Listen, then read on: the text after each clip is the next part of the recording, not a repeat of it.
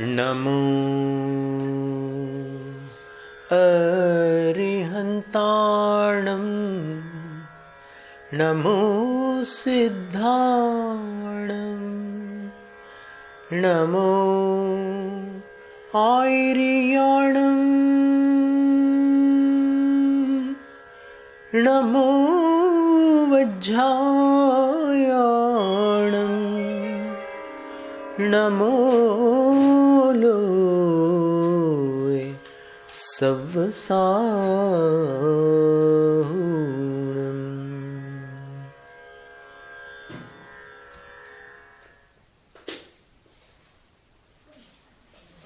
वंदना माता जी, वंदना माता जी, वंदना माता जी, वंदना माता जी, वंदना माता जी, वंदना माता वंदना माता जी, वंदना माता जी, इच्छाकार इच्छाकार प्रतिष्ठा।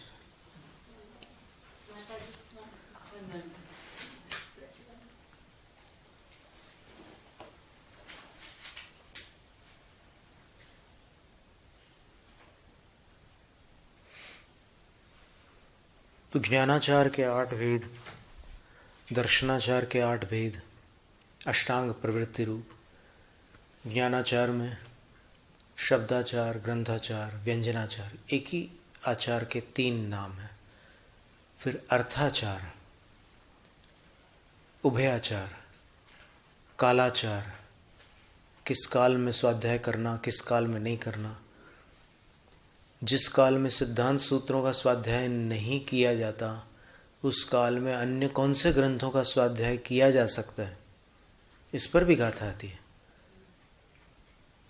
जैसे अष्टमी है, चतुर्दशी है, अमावस्या है, पूर्णिमा है, और नंदीश्वर पर्व है, आंधी तूफान, बाढ़, अग्निकांड आदि जो भी उपद्रव हैं, वे सारे काल स्वाध्याय के अकाल होते हैं।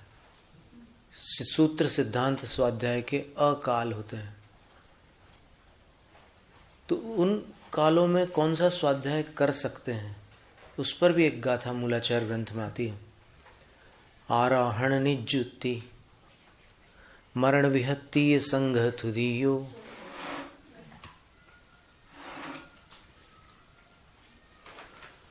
आराधनाओं की निर्युक्ति। आराधना, वंदना में माता जी, वंदना में माता जी।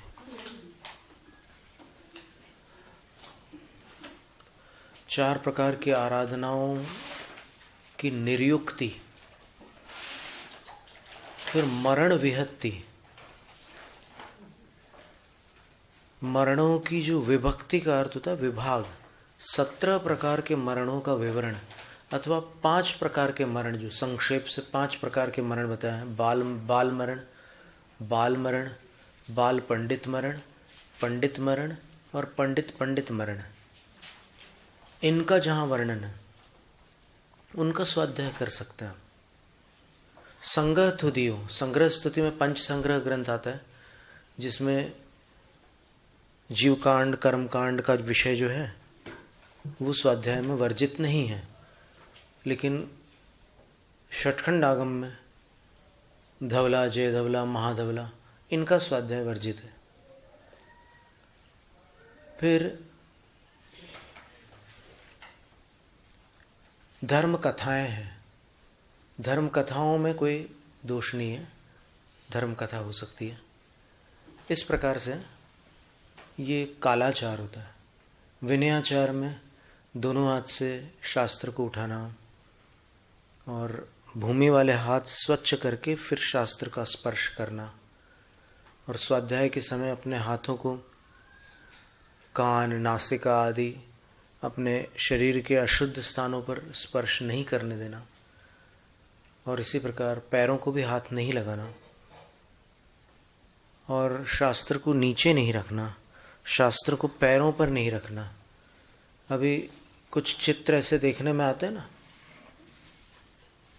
संभवतः आप लोगों ने देखा हो। देखो, यदि हमारे पास हो तो हम बताएं आपको।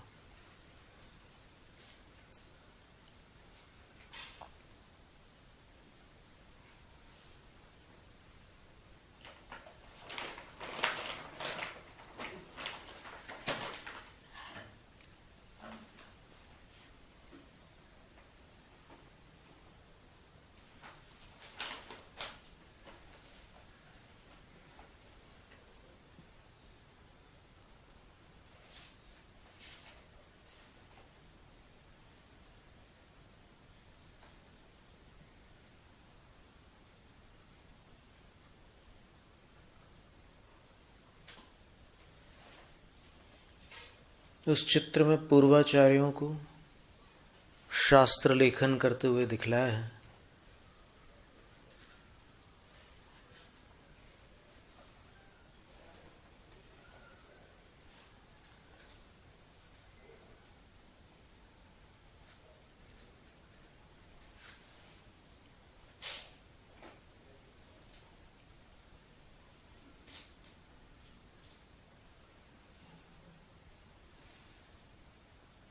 तो जिनने भी ये चित्र बनवाए होंगे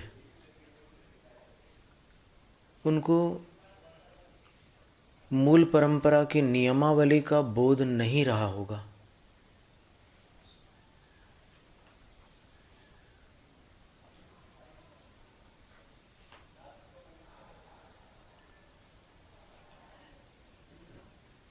अब भी बताते हैं हम आपको, पहले हम इसको डाउनलोड कर लेते हैं।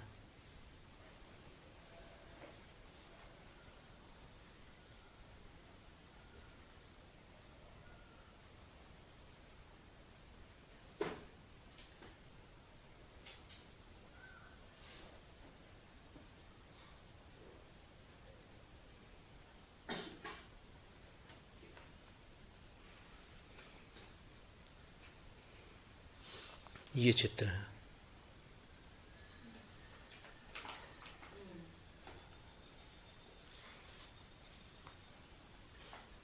ये चित्र है। पैर के तलवे पर शास्त्र रख करके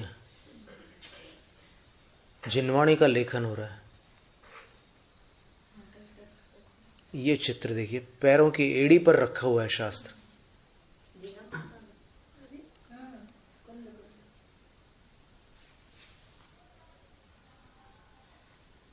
ये और देख लीजिए,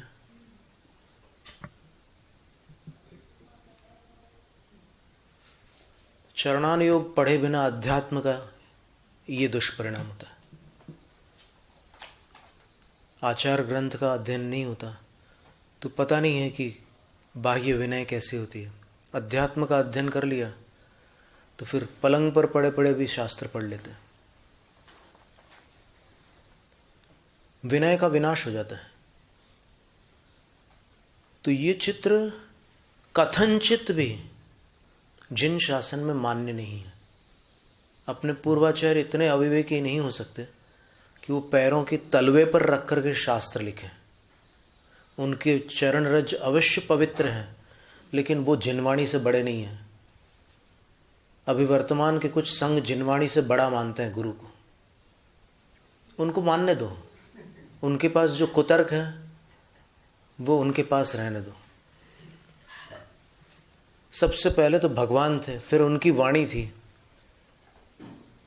गणधर देव ने अपने मन से द्वादशांग की रचना की क्या? या दिव्य ध्वनि से द्वादशांग की रचना की?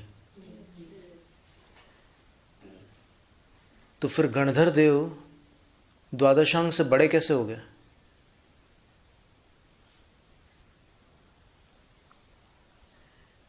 काल का प्रभाव है। और फिर जब पुण्य साथ देता है और मान्यता बढ़ जाती है, तब कभी कभी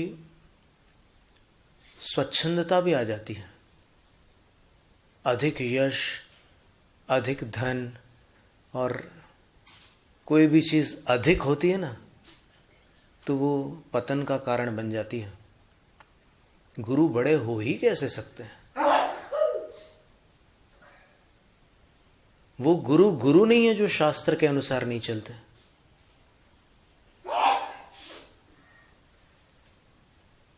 तो चलाने वाला कौन है? गुरु को गुरुत्व के मार्ग को दर्शाने वाला कौन है? शास्त्र है। और शास्त्र भगवान की वाणी है। आप नमोकार मंत्र में शास्त्र को कहाँ रखोगे? भगवान के अष्ट प्रातिहार्यों में रखोगे या गुरु से नीचे रखोगे अलग से? शास्त्र दिव्य ध्वनि है।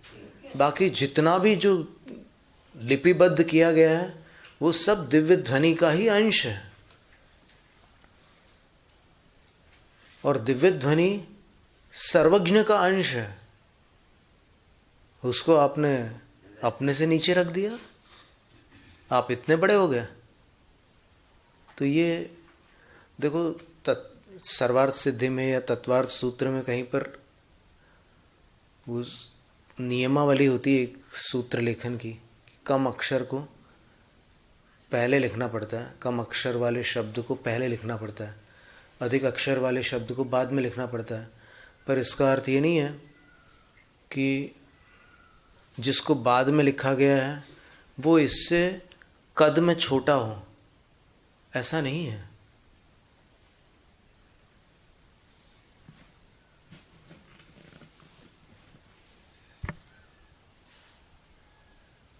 सत्कार पुरस्कार एक शब्द आता है तत्वार्थ सूत्र में। इसमें पहले क्या है?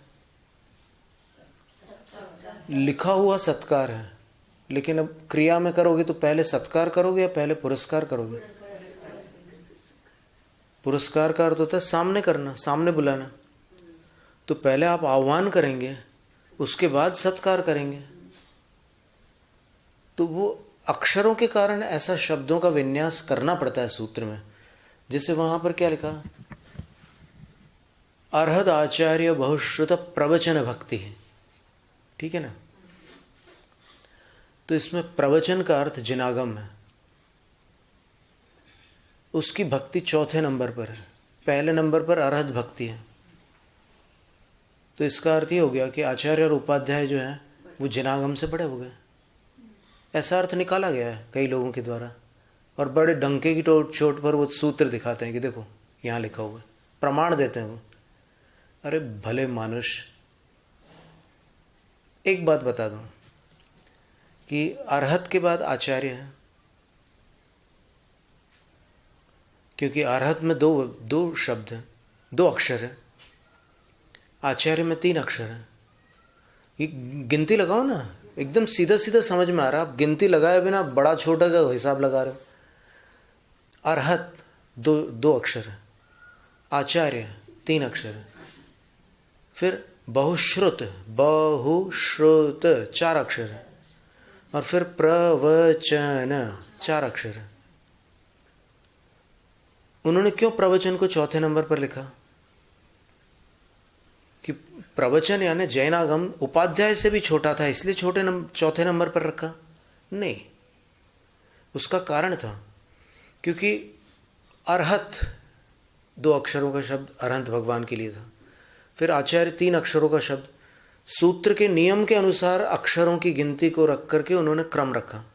अब समस्या यहां आ गई, बहुश्रुत यानी उपाध्याय और प्रवचन यानी जैनागम। अब इसमें अगर जैनागम को पहले रखते तो समस्या क्या आ रही थी? समस्या ये आ रही थी कि जैनागम आचार्य से तो छोटा है लेकिन उपाध्याय से बड़ा है। नहीं आती ये समस्या?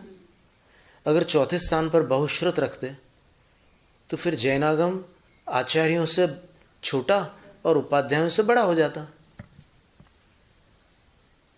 मान लो आचार्य द्वादशांग के पाठी नहीं है और उपाध्याय द्वादशांग के पाठी है, तो जिनवाणी उनसे बड़ी और आचार्य से छोटी कैसे हो जाएगी?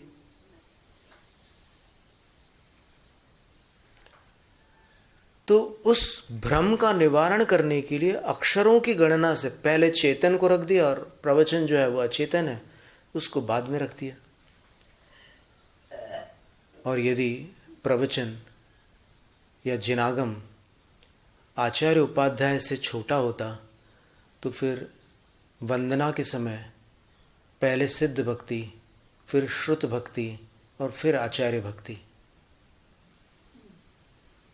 ये क्रम क्यों होता?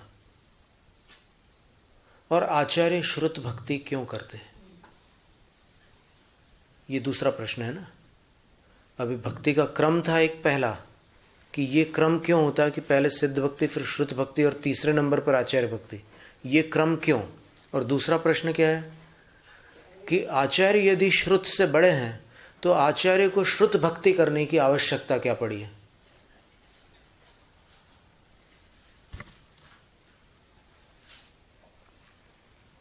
थोड़ा हम ओजस्वी इसलिए बोल रहे हैं क्योंकि इसमें कुछ भावना जुड़ी हुई है आगम के प्रति। और फिर प्रवचन सार ग्रंथ में 234 नंबर गाथा में आचार्य कुंदकुंद स्वामी ने आगम चक्षु साहू क्यों कहा?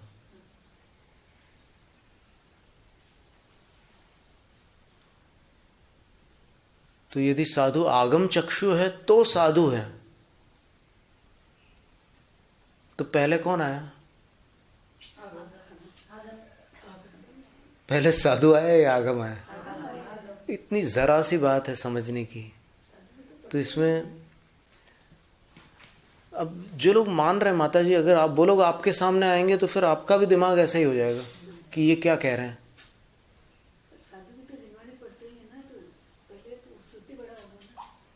वो अपन सारी युक्तियां तो अभी यहीं तो बैठा रहे हैं ना, युक्तियां ही तो बैठा रहे हैं भाई।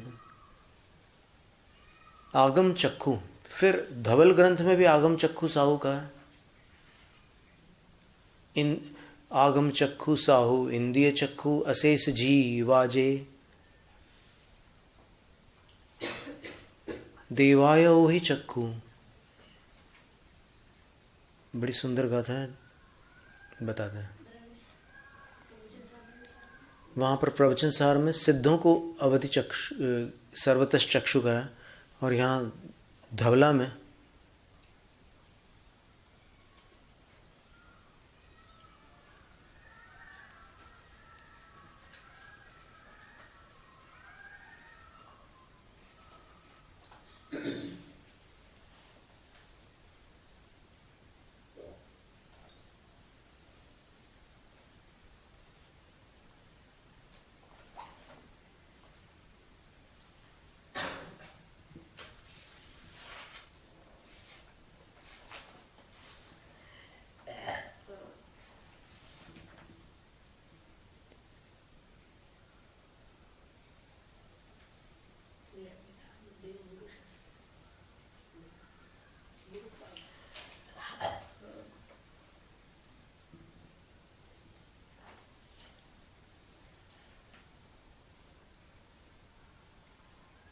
देखिए कितना अंतर है।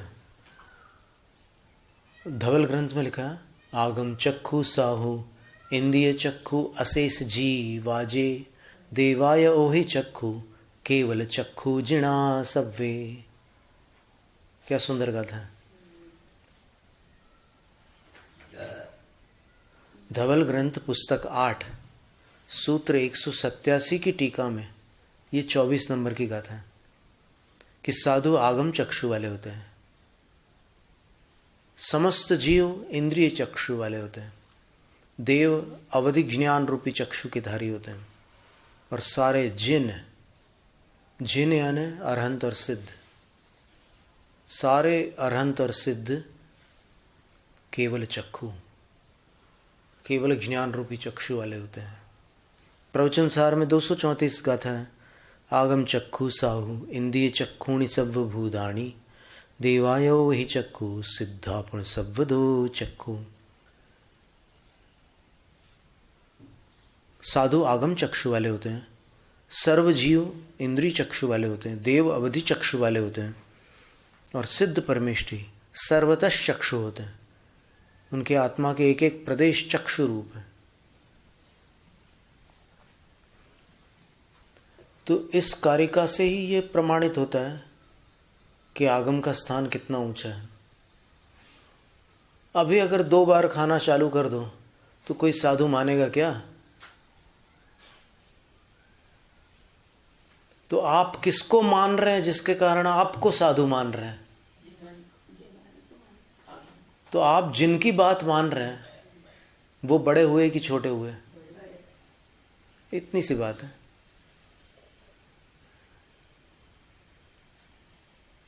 फिर देखिए एक और प्रसंग आता है वहां पर, सर्वार्थ सिद्धि ग्रंथ में लिखा है, सम्यक क्रिया की परिभाषा बताते हुए लिखा है कि चैत्य गुरु प्रवचन पूजादि लक्षणा सम्यक्त्व वर्धिनी क्रिया सम्यक्त्व क्रिया। चैत्य गुरु और प्रवचन की पूजा आदि है लक्षण जिसका, ऐसी सम्यक्त को बढ़ाने वाली क्रिया का नाम सम्यक्त्व क्रिया है। तो कोई कहने वाला कह सकता है कि यहाँ पर देखिए चैत्य का अर्थ जिन प्रतिमा है, उसके बाद गुरु शब्द आया है और उसके बाद प्रवचन शब्द आया है, तो गुरु प्रवचन अर्थात आगम से बड़े हो गए हैं। ये प्रश्न कर सकता है कोई, तो यद्यपि पूर्व में इसका उत्तर दिया जा चुका है, लेकिन इसका उत्तर फिर से सुन लो कि वहाँ पर चैत्य जिन बिंब को कहा है, गुरु यानी पांचों परमेष्ठी है,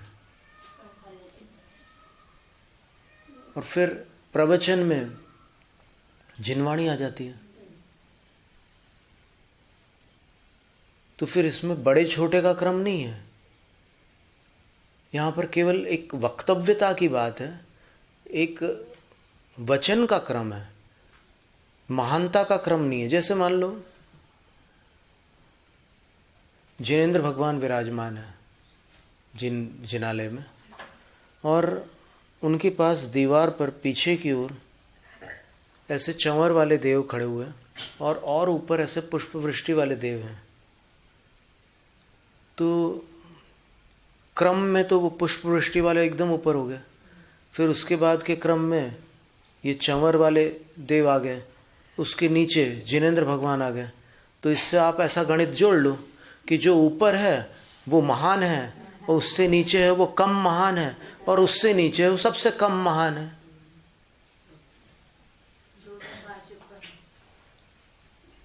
ऐसे उल्टे गणित का प्रशिक्षण पता नहीं कहाँ से प्राप्त करते हैं लोग।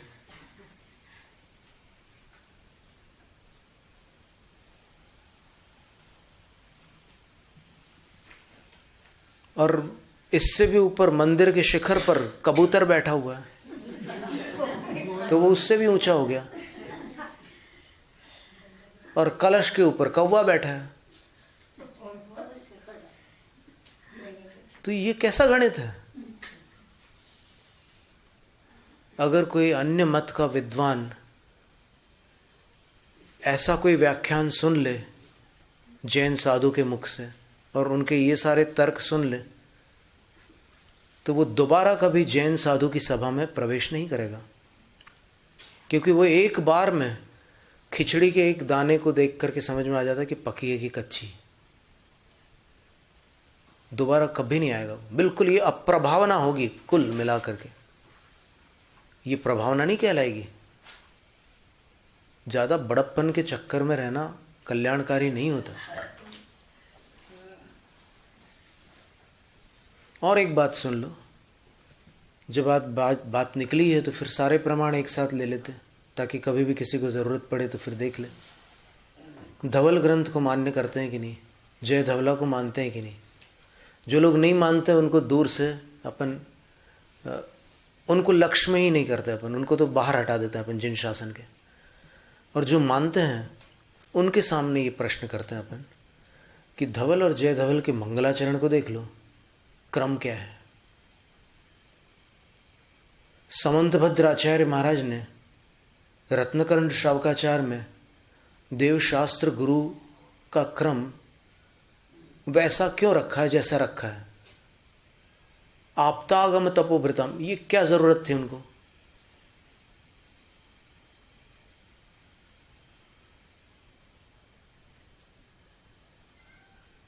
देवशास्त्र गुरु देव गुरु शास्त्र क्रम क्यों नहीं रखा उन्होंने समंत भद्राचार्य महाराज ने।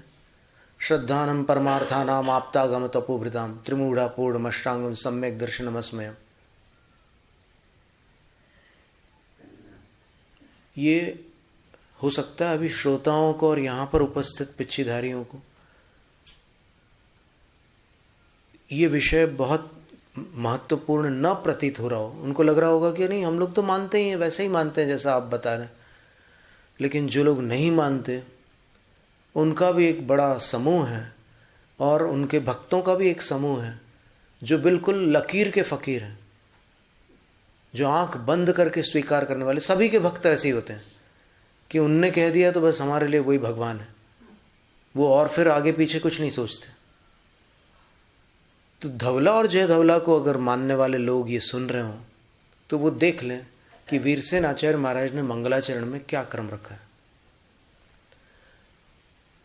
सबसे पहले उन्होंने किन को नमस्कार किया है और उसके बाद फिर सरस्वती को नमस्कार क्यों किया और अंत में गणधरों को नमस्कार क्यों किया, ये प्रश्न आता है।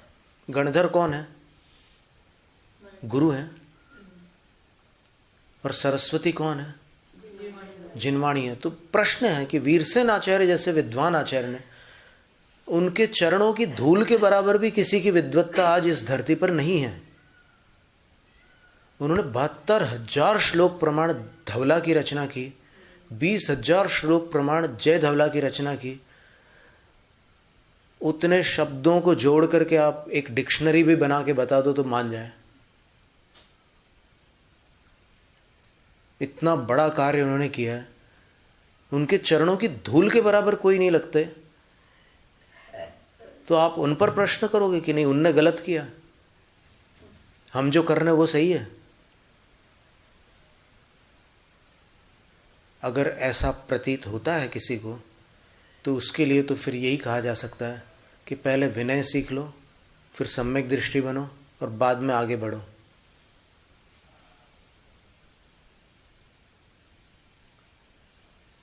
केवल लोकमान्यता से सम्यक दर्शन का सर्टिफिकेट प्राप्त नहीं हो जाता। सम्यक दर्शन के 8 अंग होना आवश्यक होता है।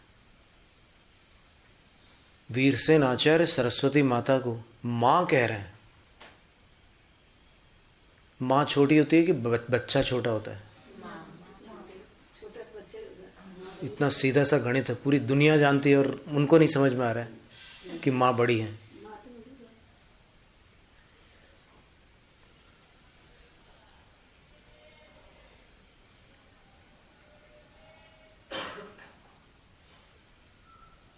तो इतना ही पर्याप्त है आज। लेकिन बड़ा अंदर हृदय में ऐसा भाव आ रहा है कि देखो इतने बड़े आचार्य वीरसेन स्वामी, उन्होंने बाल की खाल और खाल की छाल तक निकाल के रख दी। इतने सूक्ष्म दृष्टि विद्वान थे वो। साथ में तपस्वी भी थे, साहित्यकार भी थे। और उनने जो धवला टीका लिखी है उसको गंगा यमुना भाषा बोलते हैं। यानी कुछ पंक्तियां उन्होंने प्राकृत में लिखी है, कुछ संस्कृत में लिखी है। ऐसे विद्वान मिल सकते हैं। अभी किसी के मन में आ रहा होगा कि मैं भी संस्कृत और प्राकृत जानता हूं, रख लो अपने पास अपना ज्ञान। हम अभी फिर से कह रहे हैं कि उनके चरणों की धूल के बराबर नहीं है कोई भी आज। और जिनको संस्कृत प्राकृत का अभिमान हो उनकी जांच अपन लोग कर लेंगे आपस में। वीरसेन महाराज तक तो जाने की आवश्यकता नहीं है। जिनसेन आचार्य, वीरसेन आचार्य कितने महान आचार्य थे। तो उनको नमस्कार करते हुए आचार्य नमो आयर्याणम अपन इस सत्र को पूर्ण करते हैं। तो कुल मिलाकर सार ये निकला कि देव शास्त्र गुरु का ही क्रम आगम से प्रमाणित है, और जो आगम को नहीं पहचानते उनकी बात अलग है। जैनम जयतु शासनम। स्वाध्याय निष्ठापन क्रियायाम शुद्ध भक्ति का उत्सर्गम करूंगा।